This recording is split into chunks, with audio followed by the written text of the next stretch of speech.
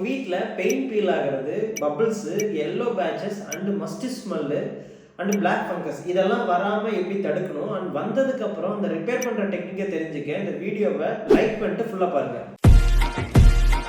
அந்த டெக்னிக் வந்து damp proof course technique தான். பயப்பிடிச்சிட்டான், எல்லாம் டெக்னாலஜி.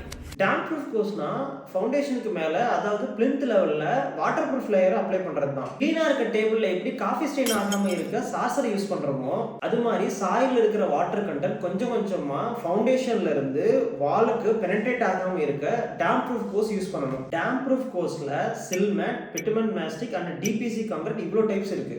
என்னங்க எனக்கு ஒண்ணுமே புரியல. அது என்னன்னு நான் எக்ஸ்பிளைன் பண்றேன். ஃபர்ஸ்ட் சில்மேட்னா பிளிந்த் லெவலுக்கு மேல ஒரு லேயர் ஆஃப் ஷீட்டை ஹீட் பண்ணி அதை ஸ்டிக் பண்ணி அதுக்கு மேல வாலை கன்ஸ்ட்ரக்ட் பண்றது.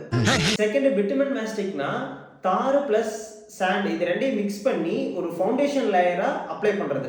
டிபிசி கான்கிரீட்னா ஃபவுண்டேஷனுக்கு மேல ஒரு 3 to 4 inch ஹைட்ல கான்கிரீட்டை லே பண்ணிட்டு அதுக்கு மேல வாலை கன்ஸ்ட்ரக்ட் பண்றது. உங்களோட ஃபவுண்டேஷன்ல நீங்க டிபிசி பண்ணாதனால உங்களோட வீட்டோட வால்ல வந்து வாட்டர் பெனட்ரேஷன் இருக்குதா?